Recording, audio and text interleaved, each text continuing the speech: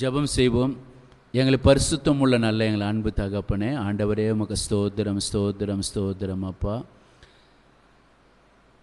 இந்த நாளில் நீர் எங்களோடு நீங்கள் பேசுங்க தகப்பனே. உடைய நாம மாத்திரம் மகிமைப்படட்டும் தகப்பனே.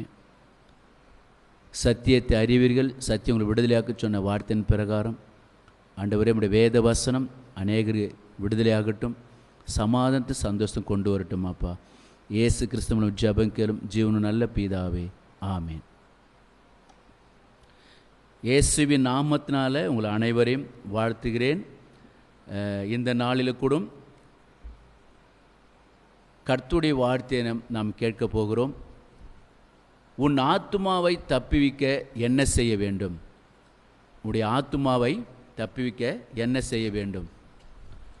எசேக்கியேல் 33ஆம் அதிகாரம் 8ஆம் வசனத்தில், நான் துன்மார்க்கனை நோக்கி, துன்மார்க்கனே நீ சாகவே சாவாய் என்று சொல்லுகையில், நீ துன்மார்க்கனை தன் துன்மார்க்கத்தில் இராதபடி எச்சரிக்கத்தக்கதாக அதை அவனுக்கு சொல்லாமற் போனால் அந்த துன்மார்க்கன் தன் அக்கிரமத்திலே சாவான், ஆனாலும் அவன் இரத்த பழியை உன் கையிலே கேட்பேன்னு சொல்கிறார்.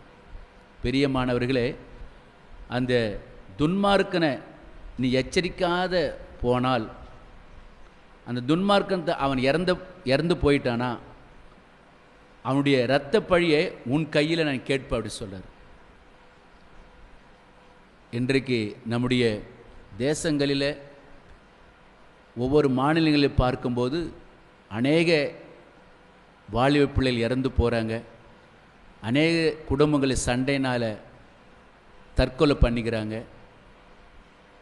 பாருங்கள், இன்றைக்கு அநேக பேர் அந்த எச்சரிக்கை மாட்டுக்கிறாங்க. அவங்களை எச்சரித்து சொன்னால் ஏன்னா ஆகுமா அப்படின்னு நினைக்கிறாங்க. ஆனால் நீங்கள் எச்சரிக்கைன்னு சொல்கிறார். அவனுடைய இரத்த பழியை நான் உன் கையில் கேட்பேன்னு சொல்கிறார். அமெரிக்க தேசத்தில் ஸ்மித் விக்கல்சன் ஒருத்தர் என்ற ஒரு ஊழியக்காரர் இருக்கிறார். அவர் மதுபானலாம் குடிக்கிற அந்த பாருக்கு அவர் போனார். அந்த பாருக்குள்ளே அவர் போய் அங்கே இருக்கிற ஒரு டீஸ்பூன் எடுத்து அந்த டேபிளை தட்டினார். அப்போ டேபிளை தட்டின பிறகு அந்த இடத்துல ஒரு அமைதி உண்டானது. இப்போ அமைதியாக ஆன பிறகு அந்த டேபிள் மேலே ஏறி, நீங்கள்லாம் மனம் திரும்புங்க, நீங்கள் குடிப்பதனால உங்களுடைய சரீரம் கெட்டு போகும், நீங்கள் குடியிலிருந்து விடுதலை பெறும் சொல்லி அங்கே இயேசு பற்றி சொல்லி ஒரு பிரசங்கமாக செய்து முடித்தார். அவர் பிரசங்கம் பண்ணி முடித்த பிறகு அநேக ஜனங்கள் மனம் திரும்பி இயேசுவை ஏற்றுக்கொண்டாங்க, ரட்சிக்கப்பட்டாங்க. அல்லேலூயா. பிரியமானவர்களே, இன்றைக்கு அநேக பேர் குடித்து இன்றைக்கி தன் சரீரத்தை கெடுத்து கொண்டிருக்கிறாங்க. நம்முடைய திருக்கோலூர் பகுதியை சேர்ந்த ஒரு வாலிப பையன் பாண்டிச்சேரியில் போய் அங்கே கல்லூரியில் காலேஜ் நடக்கிற அந்த பகுதியில் அங்கேக்கிற வாலிப பிள்ளைங்களுக்கு கஞ்சா விற்றுருக்கிறான். அங்கேக்கிற போலீஸ்கார் அதை கண்டுபிடிச்சி அவனை அரெஸ்ட் பண்ணியிருக்கிறாங்க. மதுரையில் நீங்கள் பார்த்தீங்கன்னா அந்த பொது கழிவறை அந்த பாத்ரூமில் ஒரு வாலிப பையன் போதை ஊசி போட்டுக்கொண்டு இறந்து போயிட்டான். அவனே போட்டுக்கொண்டு அப்படி இறந்து போயிருந்தான். இப்போ இப்படியேப்பட்ட ஆட்கள் நிறைய பேர் இருக்கிறாங்க. அவர்களுக்கு, அப்பா நீங்கள் மனம் திரும்பப்பா, இந்த வாலிப வயதில் உன் சரீரத்துக்கு எடுத்துக்கொள்ளாத அப்படின்னு நீங்கள் சொல்கிறதுக்கு யாருமே இல்லை. நமக்குள்ளே ஒரு பாரம் இருக்கணும். இதே நம்ம ஊரை சேர்ந்த குணசேகர்னு ஒரு தம்பி இருக்கிறாப்புல. அந்த குணசேகர் குடித்து கல்லீரல் பாதிக்கப்பட்டிருக்குது, குடல்லாம் சேதம் அடைஞ்சு போயிருக்குது, வயிறு உப்பி போய் ரொம்ப சீரியஸான நிலையில் இருந்தாப்புல. அப்போ எனக்கு ஒருத்தர் சொன்னார், ஐயா நீங்கள் அந்த குணசேகர் அந்த தம்பிக்காக நீங்கள் போய் ஜெபிங்க அப்படி சொல்லி எனக்கு சொன்னாங்க. அப்போ நான் அந்த வீட்டுக்கு போனப்போ ரொம்ப மோசமான நிலையில் வயிறுலாம் வீங்கி போய் ஒரு சீரியஸான கண்டிஷனில் சரியான யூரின் போக முடியல. இப்போ சரீரமாக பாதிக்கப்பட்டு அந்த மகன் இருந்தாப்புல. அப்போ நான் அவர் சொன்னேன், எப்பா இதெல்லாம் விடு, இந்த குடி பக்கத்து இந்த வெளியில் வா, உனக்கு திருமணம் ஆயிடுச்சு, பிள்ளைங்க இருக்கிறாங்க, மனம் திரும்ப சொல்லி அந்த வாலிப பையனுக்கு, அந்த குணசேகர் அவருக்கு நான் சொல்லிட்டு வந்தேன். பெரிய மாணவர்களே, அந்த துன்மார்க்கன் தன் அக்கிரமத்திலே அவன் சாகக்கூடாது. அவன் இறந்து போனால் அந்த இரத்த பழியை உன் கையில் கேட்பேன்னு சொல்லார். இல்லை ஒரு மனுஷன் விபச்சாரத்தில் வாழ்ந்து கொண்டிருக்கிறானா, இல்லை பாவத்தில் வாழ்ந்து கொண்டிருக்கிறானா, அவனுக்கு நம்ம புத்தி சொல்லணும். அப்பா பாவத்திலேருந்து வெளியில் வா, அக்கிரமத்திலேருந்து வெளியில் வா நம்ம சொல்லணும். நீங்கள் டிவி நியூஸ்லையும் சரி பேப்பர்லையும் பார்க்கும்போது கள்ள தொடர்புனால் வெட்டி கொலை செய்யப்பட்டது, பக்கத்தை விட்டு ஒரு பெண்ணெடுத்து தொடர்பு வைத்தனால அங்கே கொலை சம்பவம் நடந்து சொல்லி நம்ம பார்த்து கொண்டிருக்கிறோம். இதை போல் நிறைய நம்முடைய தேசத்தில் பாவமான காரியங்கள் இன்றைக்கி நடந்து கொண்டிருக்கிறது. பெரிய மாணவர்களே, இதற்காக நம்ம ஜெபிக்கணும். இல்லை உங்கள் ஊர்லேயும் சரி, உங்கள் கண்ணு எதிர்க்க சில தவறுகள் நடக்கும்போது நம்ம அவர்கிட்ட சொல்லணும். நீங்கள் அப்படி சொல்லாமல் போயிட்டீங்கன்னா, ஒருவேளை அவன் இறந்து போயிட்டான்னா அந்த இரத்த பழியை உன் கையில் கேட்பேன்னு சொல்கிறார். எங்கள் ஊரில் ஒரு தம்பி ஒருத்தருக்கு உடம்பு சரியில்லை. அப்போ அவருக்கு உடம்பு சரியில்லாமல் ரொம்ப சீரியஸாக இருந்தார். ஆனால் அவர்கிட்ட எல்லா கெட்ட பழக்கம், எல்லா பாவமான பழக்கெல்லாம் இருந்தது. சரி, நான் ஒரு 2 நாள் பொறுத்து அவன் வீட்டுக்கு போகலாம் அப்படின்னு சொல்லி நான் டிலே பண்ணிட்டேன். அப்படி லேட்டாக போனதுனால அவன் இறந்தே போயிட்டான். அப்போது சரியான நேரத்தில் போய் அவங்கள போய் சொல்லணும். அவன் இறந்து போயிட்டானா அந்த இரத்த பழியை உன் கையில் கேட்பார். எசேக்கியா 33ஆம் அதிகாரம் 9ஆம் வசனத்தில் சொல்லப்படுகிறது, துன்மார்க்கன் தன் வழியை விட்டு திரும்பும்படி நீ அவனை எச்சரித்தும் அவன் தன் வழியை விட்டு திரும்பாமல் போனால் அவன் தன் அக்கிரமத்தில் சாவான், நீயோ உன் ஆத்துமாவை தப்பிவிப்பாய். ஒரு துன்மார்க்கன் தன் வழியை விட்டு திரும்பும்படி நீ அவனை எச்சரித்தும் அப்படின்னு சொல்லப்படும். ஒருவேளை நீ போய் அவனை எச்சரித்து, எப்போ நீ மனம் திரும்பு, பாவத்திலிருந்து வெளில வா அப்படி சொல்லி அவன் மனம் திரும்பினா, இல்லை அவன் மனம் திரும்பாமல் அவன் அதில் இறந்து போனான்னா நீ உன் ஆத்துமாவை நீ தப்பித்து கொள்ள முடியும், நீ தப்பிவிப்பான்னு சொல்லப்படுது. ஏன்னா நீ சொல்லிட்ட, நீ மனம் திரும்பு, நீ பாவத்தின் வெளியில் சொல்லிட்ட. ஆனால் நீ சொல்லியும் அவங்க கேட்கலாம், அவன் இறந்து போயிட்டானா நீ உன் ஆத்துமாவை தப்பிவித்து கொள்ள முடியும். பெரிய மாணவர்களே, இந்த கடைசி நாட்களில் உங்களுக்கு கண் எதிர்க்கே சில சம்பவம் நடைபெறும் போது நீங்கள் பேசுங்க, சொல்லுங்கள். அப்படி கேட்கலையா அது ஆண்டவர் பார்த்து கொள்வார். உன் ஆத்துமாவை நீ தப்பித்து கொள்ள முடியும். அவனை எச்சரி. அவனை நீங்கள் நிறைய பேர் நம்ம என்ன பண்ணுறோம், எச்சரிக்க மாட்டேங்கிறோம். அவனை போய் எச்சரித்தா பிரச்சனை வருமா, நமக்கு விரோதமாக செயல்படாமல் நினைக்கிறோம். ஆனால் நம்ம சொல்ல வேண்டிய கடமை நம்ம சொல்ல வேண்டும். ஏன்னா கர்த்தர் நீங்கள் வேதத்தில் படிக்கும்போது, லூக்கா அதிகாரத்தில் படிக்கும்போது, லூக்கா 15ஆம் அதிகாரத்தில் அங்கே இயேசு கிறிஸ்துவோட ஒரு ஊமை சொல்றார். ஏன்னா அந்த லூக்கா 15ஆம் அதிகாரத்தில் 4ஆம் வசனம் படிங்க.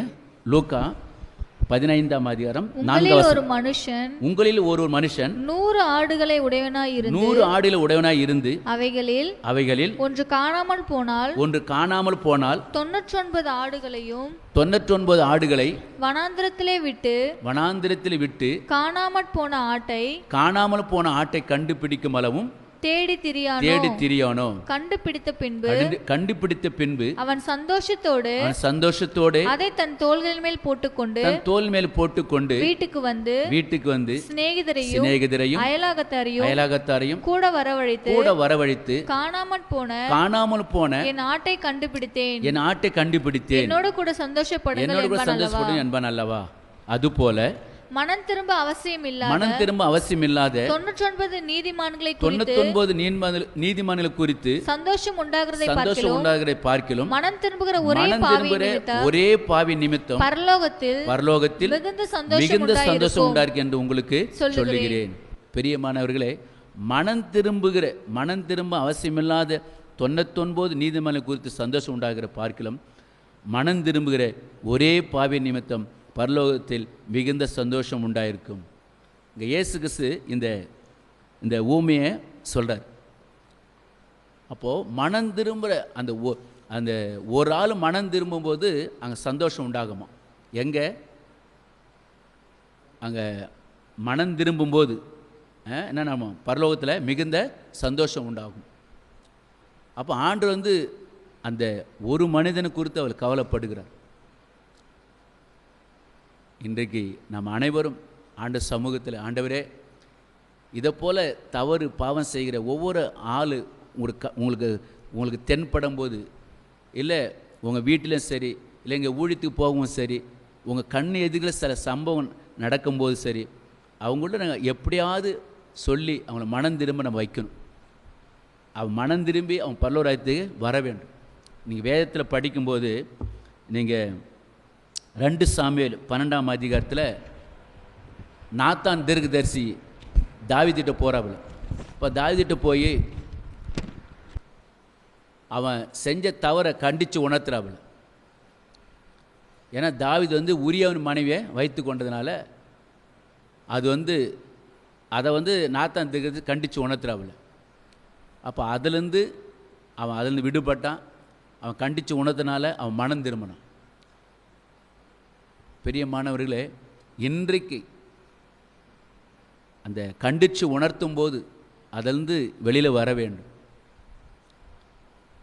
மனம் திரும்பும் போது தான் பரலோகத்தில் சந்தோஷம் உண்டாகும். வேதத்தில் நம்ம நிறைய சொல்லி கொண்டே போகலாம். நோவா கூட பாருங்கள், ஜனங்களை பார்த்து சொல்லாரு, நீங்கள் மனம் திரும்புங்க, தேவன் இந்த பட்டணத்தை அழிக்க போகிறார் சொன்னார். கடைசியாக இன்னும் 7 நாள் இருக்கிறது, மழை வரப்போது சொல்லி அவர் எச்சரித்தார். ஆனால் ஜனங்கள் யாருமே மனம் திரும்பலை. அப்போது ஜனங்கள் இன்றைக்கு மனம் திரும்பணும், பாவத்திலிருந்து வெளியில் வரணும். இதோ ஒரு திறந்த வாசல் உனக்காக எனக்காக இயேசு தருகிறார். இதோ ஒரு திறந்த வாசல் உனக்காக எனக்காக இயேசு தருகிறார். அழிந்து போகும் ஆத்துமாவை மீட்டிட அறுவடை பணியை நாமும் செய்திட. அழிந்து போகும் ஆத்துமாவை மீட்டிட அறுவடை பணியை நாமும் செய்திட. இதோ ஒரு திறந்த வாசல் உனக்காக எனக்காக இயேசு தருகிறார். இதோ ஒரு திறந்த வாசல் உனக்காக எனக்காக இயேசு தருகிறார். கட்டுண்ட மக்களை விடுவிக்க சிறைப்பட்ட ஜனங்களை மீட்டிட. கட்டுண்ட மக்களை விடுவிக்க சிறைப்பட்ட ஜனங்களை மீட்டிட. இதோ ஒரு திறந்த வாசல் உனக்காக எனக்காக இயேசு தருகிறார். இதோ ஒரு திறந்த வாசல் உனக்காக எனக்காக இயேசு தருகிறார். பிரியமானவர்களே, அழிந்து போகும் ஆத்துமா மீட்டிட அறுவடை பணி நாம் செய்திட என்ற பாடல் வரியின் பிரகாரம் அநேக ஆத்துமாக்கள் இன்றைக்கி அழிந்து கொண்டிருக்கிறது. அவங்கெல்லாம், அந்த ஆத்துமாக்கள்லாம் அழியக்கூடாது, மனம் திரும்பணும்.